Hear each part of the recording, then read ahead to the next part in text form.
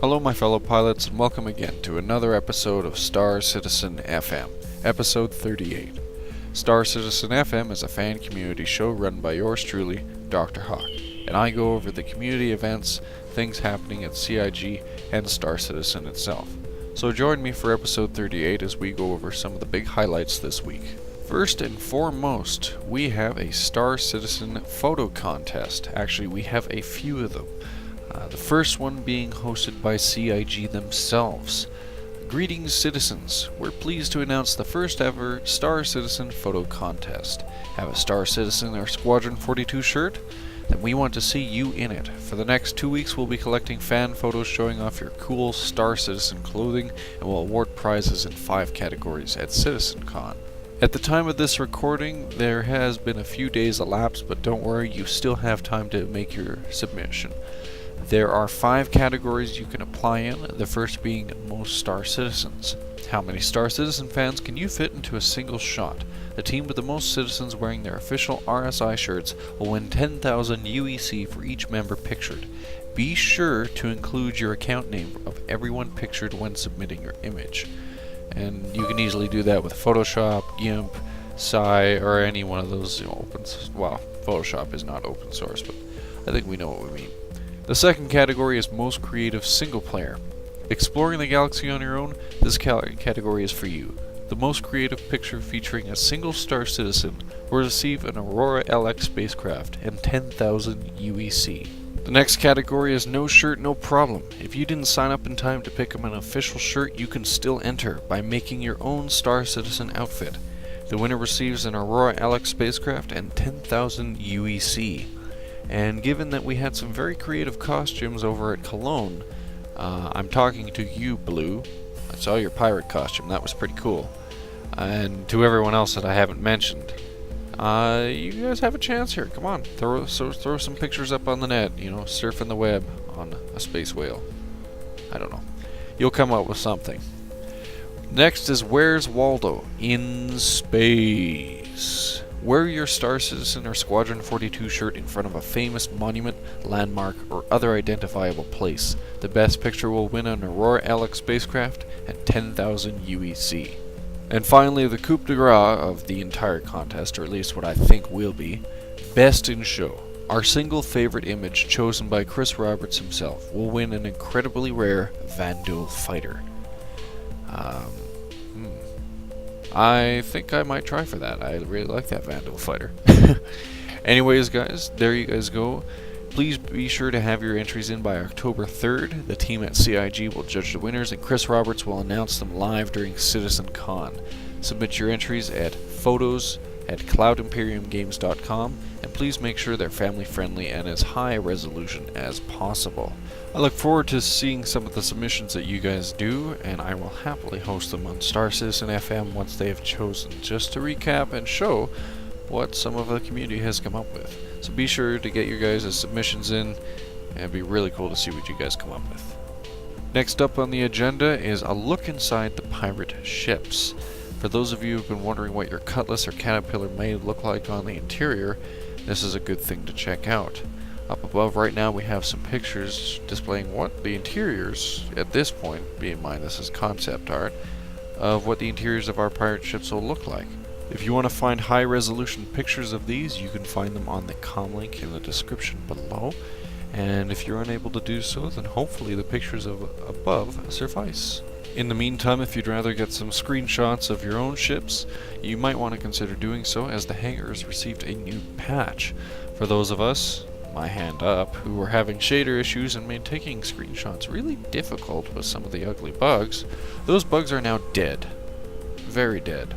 Or, well, maybe not all of them, but a majority of them. There has been a recent patch to the Hangar module, so be sure to start your client up and update your client to the latest possible version, as several hundred issues were addressed. As well, there is now a Caterpillar sale, so if you want your very own version of the Starlancer's evil twin, you can do so and pick up your very own Caterpillar. They will set you back a few dollars, but I'm pretty sure you will be quite happy with your purchase if transporting drugs, hookers, and blow is your focus in Star Citizen. Lastly, we have the reveal of the Killian system. This actually first appeared in the 8th issue of Jump Point, but now you too can read about it and learn about Killian for yourself. For the sake of reading enjoyment, or for those who are currently driving, on transit, or doing one of the many other things that my viewers have said they do while they listen to me, I will try to read it for you. Killian is where young soldiers go to learn the art of warfare and where old soldiers return to fade away. For them, and most other humans, it is the shining symbol of UEE military might. Located at the heart of the Empire, a single jump line away from Terra, and home to hundreds of military barracks, training facilities, shipyards, and support facilities. Killian's economy is based entirely on the massive military presence, with weapons manufacturers and ship designers flocking to the systems to offer their wares. Between the shipyards at Naval Station MacArthur to the Marine headquarters on Corrin, Killian may be the safest place in the galaxy, if you're on the right side of the law. Killian itself is a white A-type main sequence star orbited by 14 planets.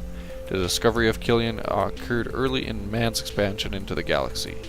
Terraforming the green band planets began very early, as did the garrisoning of military forces here. While there was no specific plan to build out the system specifically as a military base, it naturally evolved from a forward base in the early days of exploration to the most important headquarters in the galaxy, as power shifted towards the region of space surrounding Terra. Only the UEE Army continues to maintain their formal headquarters on Earth. The Navy and Marine top commanders now direct troop and ship movements from armored city bases on planets in the Killian system. As a collateral development, Killian has generated a large civilian population, and it is fully represented in the UEE Senate.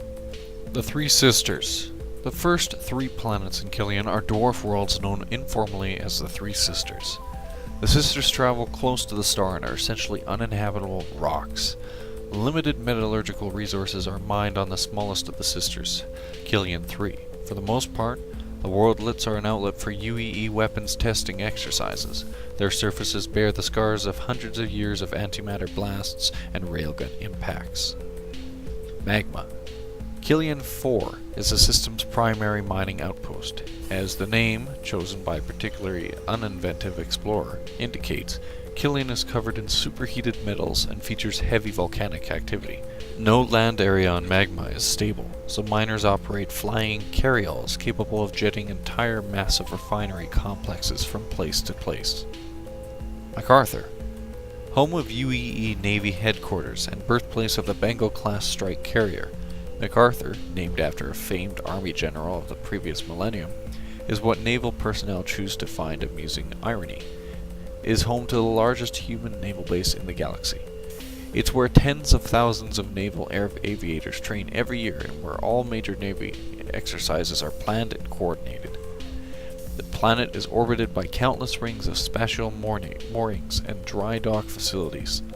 The largest ships in the known universe, including the Bengal, are constructed in the space around MacArthur. As a result, MacArthur is a place where merchants can make a killing.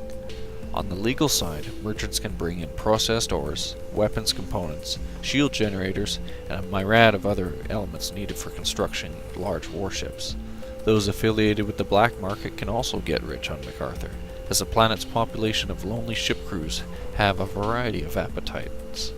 The latter category should be warned, though, that there are more standing military patrols in the Killian system than there are anywhere else this side of the Vanduul line. Next is Osha. Osha is a small terraformed world, home to many of the families and support personnel from the system's military population. It is a temperate world that has been highly constructed.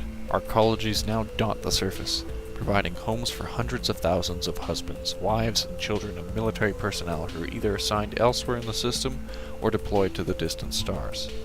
There is some profit to be made of shipping to Osha, whose population generally seeks luxuries from the rest of the human-settled space. Next is Keen. Slightly larger than Oshka, Keen is another civilian world. Unlike Osha, Keen is a domain of military-allied corporations and businesses. If a manufacturer has a military contract, you can bet it has a home office located somewhere on Keen. Manufacturers compete for factory slots on the world because an in-system factory allows one to be much more efficient supplier. This means that regardless of resources, everything from toilet paper to starship bulkheads is manufactured here. Roberts Space Industries and Anvil Aerospace both maintain formal showrooms on Keene, which may be visited by civilians. Killian 7. Killian 7 is an ocean world with an open secret. It is highly toxic to the point of total inhospitality. What appears from orbit to be a tropical paradise is in fact an orb of high-density fluid consisting of water, ammonia, and more volatile liquids. No current spacesuit technology is capable of protecting a human on 7's surface, and even most starship hulls will dissolve with minimal contact. Oh jeez. So much for setting up a paradise location there. Corin. Home of the UEE Marines, Corin is a deadly ice world that is used for Marine command, housing, and training. Dotted with icy tundras and craggy rock caves, Corin is technically outside the system's green band. The Marines maintain a massive underground base, but also require that all trainees survive a 6-month boot camp on the planet's surface. Marine units not in the field are engaged in constant war games here. Corin is one of the best protected worlds in the galaxy, with a Marine carrier preventing unauthorized access at all times. The best advice? Do not approach. Lastly, the outer planets. Killian 10 through 12 are uninhabitable. 10 has a thin atmosphere and a dense mineral-rich surface. Mineral rights to the planet are currently locked in an ongoing court battle, so only claim hoppers need apply, and the massive military in the region makes that an unappealing prospect for all but the boldest miners. 11 is a gas giant which is primarily used for in-system fuel supply. Automated harvester platforms surround the planet, gathering resources for UEE shipyards. I made a mistake, by the way. 14. Killian 12, 13, and 14 are small, essentially dead worlds of little interest, with 14 sometimes called a haunted planet. Does feature an impressive smoky quartz surface that looks like nothing else in the galaxy. Well, I do hope you enjoyed the read-through of Killian, and also I'd like to apologize for another short episode. I know you guys say I apologize too much, but it comes with being Canadian. If you'd like to check that out for yourself, you can check that out in the comm link below. I'm going to move on to a few more things, the first being that I got no questions for Ask Dr. Hawk. Very sad about this, although it's not really a huge issue. If you guys have a question for Dr. Hawk, be sure to submit it at the comments below, in the forum, or at starcitizenfm@gmail.com. Also, be sure to leave reviews if you liked it, complaints if you hated it, and click subscribe by clicking on the fuzzy little hawk on the lower left-hand corner. I shall move on to the final surprise of the night, as I finally managed to get a hold of a person that I think you guys know, and we've talked a little bit before. He's done quite a bit of work around the community, so without further ado, I'd like to introduce you all to Matt Fossa. Hey, Dr. Hawk, how's it going? Oh, pretty well. Yourself? Doing terrific. Thank you very much for taking the time to stop by and chat on the show. I know I've been trying to, lasso and hunt you down for a while now. I think it's been a few months. Well, thank you so much. It's a real pleasure to be on. So, for those that aren't aware, Matt Fossa actually does a lot of composing and music work, and he's even been featured on Wingman's Hangar in a little bit of conversation with Eric Peterson himself. Do you want to tell us a little bit about that? I mean, Sure. Last time it was fairly short, and we got to see you for all maybe 2 minutes. Yeah, well, the reason why I was interviewed by Wingman was because around about episode 2 or 3, I realized I had an opportunity here to perhaps write some theme music for his show. And it's really interesting. In episode 3, I was starting to see the direction it was headed, and I was really liking it. And the fact that he was taking contributions from the fans, like the awesome logo that Pleasure made that they still use, that really was what kind of galvanized me into saying, go ahead and do this. And also, as I said in the interview, I'll reiterate a little bit, the timing of my decision to do this was perfect, because I was playing in an opera called The Barber of Seville. Now, what I said to Eric before was, what this has to do with anything is the fact that as the oboist, I was the only oboe player in the orchestra for this opera, and I had to sit out for a lot. For some reason, the composer Rossini didn't write much for the oboe. It's like he hated my instrument or something. And so I was sitting out for long stretches of time with nothing to do while all my other friends in the woodwind section were playing. I'm just sitting there waiting. And I thought, well, why don't I try blocking everybody out and just write some nice melodies that I could orchestrate and throw them at CIG and see if they would bite and use them in Wingman's Hangar. So I wrote this melody specifically for Wingman's Hangar, and Ben Lesnick was really supportive, and so was Sandy. And she said, "Oh, how fun! I'll definitely pass this on." And all of a sudden I got an email back from Michael Moreland saying, "Hi, I'm Michael Moreland. I'd love to use this piece of music you wrote." And I know at the time it was a work in progress, and I was sending Michael like daily updates as the piece grew from like 2 minutes in length, which would be a normal jingle. But then I got a little bit crazy and was really inspired and decided to write like a full-blown orchestra using classical forms, like sort of forms that Mozart would use in his pieces. I decided to use them in mine, and created this 5-minute long symphonic overture for a full-size, 70-piece orchestra.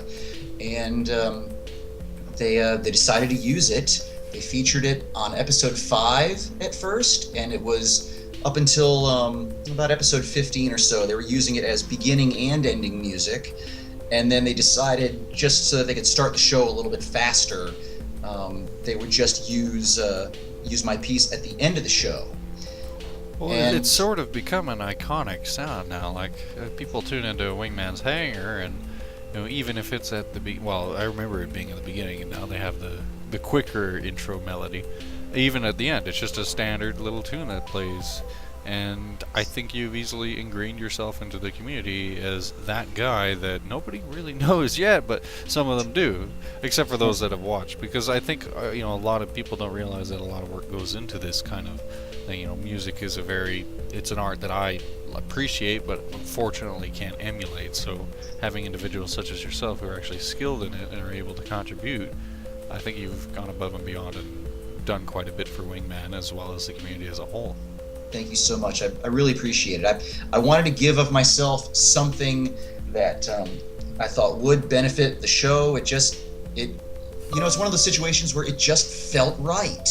And seeing as how Wingman has worked with Chris Roberts, since way back in the Wing Commander days, and Wing Commander has been such an influence. The music that Fat Man wrote for the first and second games was such a huge influence in my own composing. I mean, it's crazy. The soundtrack to Wing Commander was earworms in my head all through my growing up. I was taking out my oboe and playing them, figuring out, this melody would actually sound better on the English horn, and the larger brother to the oboe, and I'd play it on the English horn. And so I was really, really steeped in the music to Wing Commander, and I wanted an opportunity to kind of spit my own version back out, and they took it, and I'm so grateful to Wingman and Viewmaster and everybody, and grateful to Chris for re-galvanizing his computer programming and going to make the PC the ultimate game platform once again, and I think he's going to do it with flying colors.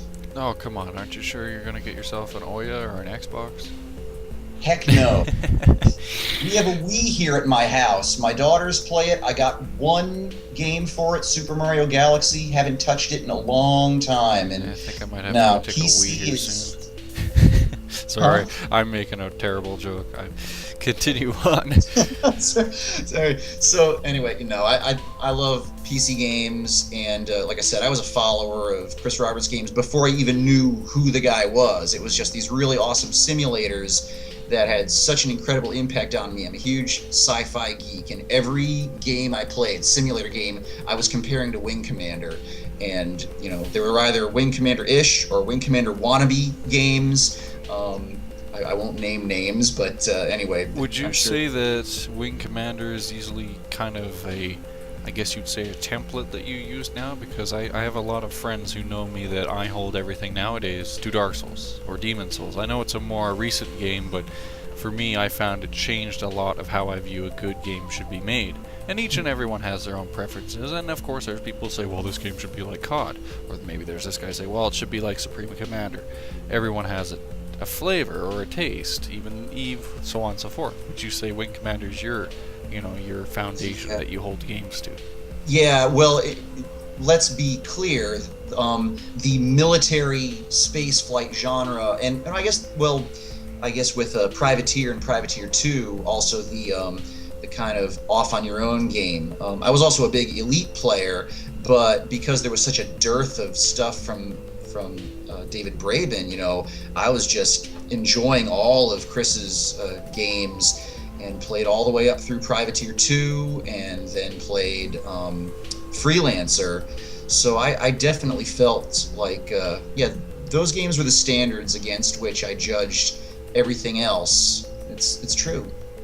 Well, it's not a bad thing to have a standard, too. Like, you're looking at Star Citizen now, a lot of people easily are hoping that those fun times, and I've started getting into them, Privateer, I'm trying to, like I've said before, still working on Wing Commander and all the originals there. I haven't yet got to them, I just gotta get them working, but Privateer, I sit down and go, holy crap, this is fun, and I watch my buddy play it, it's like, for its age, this is still fun. There's very few games you can go back to and go, oh, well, that's actually held up, for the last 20 years or so.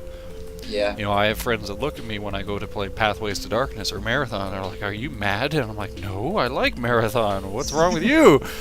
Bungie did it right back then. It was fun. No, I agree. In terms of the spaceflight game, I definitely think that the Wing Commander franchise, the series, and the Privateer series, they really nailed it, and it's fun, and there's always something else that you would love to be able to do in a game that the technology wasn't there or the story wasn't there. And I think that what's happening with Star Citizen is Chris and company must be feeling the same way, and they're the creators of this stuff, so they've got to have been going, oh, we could have done that a little bit differently, or we could have done this a little bit differently, and now here's the opportunity to explore those could haves, provided that they can make it fun. Right. And, honestly, the way they're going, I think last I checked, what was our little counter at? 70,000 away from 20 million. I think we're doing okay. 20 mil, yeah. we're almost there. We'll do it. I'm actually going to go out to the store and get my scotch, like I said I would. Yeah. So, when you're not composing music, like, obviously you have an interest in the game. What kind of ships did you grab yourself? What do you plan to be doing in Star Citizen? Are you going to be pirate prey to Alera and all of our rowdy chat roll space pirates, or are you going to be blasting away as bounty hunter?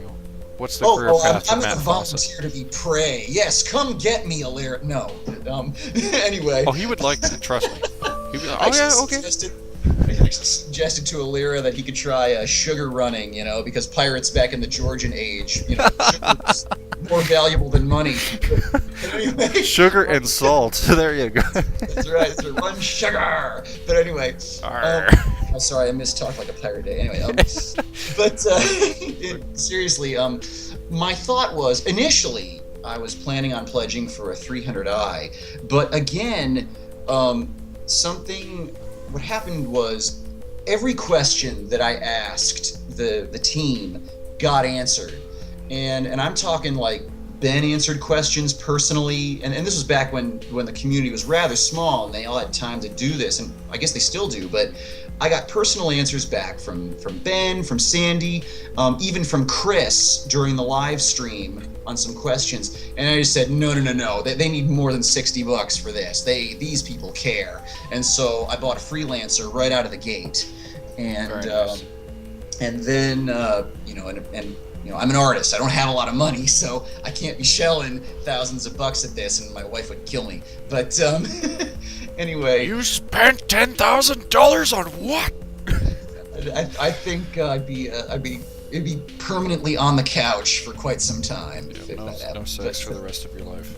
Yeah, but no, but and I explained, and she appreciated my enthusiasm too. She's wonderful. Anyway, so I bought the freelancer, and then I decided, okay, I'll get an Aurora LX during that pledge drive, and then the M50 was about to go away, so I melted that and got an M50 instead. So what I'm actually seeing myself doing is maybe trying to be an info agent, although I'm a pretty busy guy, so... So a courier of sorts, because the M50 is really fast, supposedly. I got my 350R, so Yeah. just running around, zipping around, and delivering secrets and other maybe questionable goods. That sort of thing, yeah. Like, I actually created a would-be talk show, sort of like what you're doing, but based in the universe itself, that I called Report from the Threshold. I had this idea of the Croshaw system being the threshold of humanity, because remember, it's the doorstep to Earth. So I figured I'd be zipping around there as kind of the first and last point to the Sol system where information flows, so I could be at an important point in that system. So I'd zip around in my M50, gather what tidbits of information came through to the system, and be able to relay them to Earth, or get in my freelancer with a communications relay and start report from the threshold, and just spit this information out, maybe take questions from other pilots in the area, that kind of thing, and put you in touch with people. You need your ship fixed? Well, here's a starport that's out of the way. They charge less, might take them a little bit longer, but you're going to get really good deals here, that kind of thing. Well, that sounds like a very good idea. That's kind of like you said, the similar role I have. I don't know how we'll continue with our shows in the future, but it should be fun, and I'd have fun doing that alongside you. That'd be awesome, yeah. So do you have any wishes or hopes for Star Citizen that you haven't seen thus far? Because the stretch, like for me right now, I'm just sitting here going, yep, it's all good, sure, just want it. But I know everyone has, okay, well maybe I want this or that. Anything for you? That's a really good question. Actually, Wingman had asked me that question, and it didn't actually get into the game. For me, honestly, I'm really enjoying the idea of exploring wherever. I remember asking some very specific questions of the team about, are you programming in like every asteroid so I could find an asteroid somewhere and claim it, and it would be mine, and I could build a base there, something like that. I don't know if they actually said they were going to be able to do that, but just the idea of being able to explore, and also just to coast through these, what I'm sure are going to be amazing vistas in the most up-to-date graphics technology possible. I mean, that's going to be an amazing experience in and of itself, let alone flying missions and the organic nature of the universe they're creating. So you're quite content already? Yeah, I guess that's the very long version of saying I'm loving what they're doing. Da da da da, he's loving it. Okay, I know. No McDonald's. Well, Matt, I wanted to say, again, thank you very much for taking the time to, stop by and chat. I know you, as you said, you're very busy, and you have a kid who I met earlier, who, by the way, I passed my high. I don't know if she's sleeping. Oh, and no, she's out with mom and stepdaughters right now. And again, it's appreciated, and I love, talking to the community members, and maybe we can have you on again sometime. Maybe when you've created, a side theme for Star Citizen. Well, actually, I will mention really quick. I'll do a quick plug if I may. I am going to be the scoring composer for a audio drama that's coming out that Deacon X is in charge of. He's another user, another member of the community, and it's called Star Citizen Amarok Rising. And I've done a heck of a lot of composing work for him already. I've created 4 different versions of a main theme, and various other, ambient tunes and purposeful tunes with all sorts of influences attached to them. But I think I'm still composing in my own particular style. Anyway, The script is being written right now, and I've gotten the preliminary first couple of scenes, so I've been trying to tailor some music that will fit that, as well as figure out where I can plug what I've already written into what he's done. And this is going to be a big project. There's so far, it looks like 40 members of the community involved in this audio drama project, so citizens, be on the lookout for it. Amarok Rising. Alright guys, you heard it first. Be on the lookout for Amarok Rising. In fact, I haven't even listened to it on the drama in a while, so I might tune in. Again, thank you very much for stopping by. To everyone, this is Matt Fossa and Dr. Hawk signing off. You guys all take care and fly safe.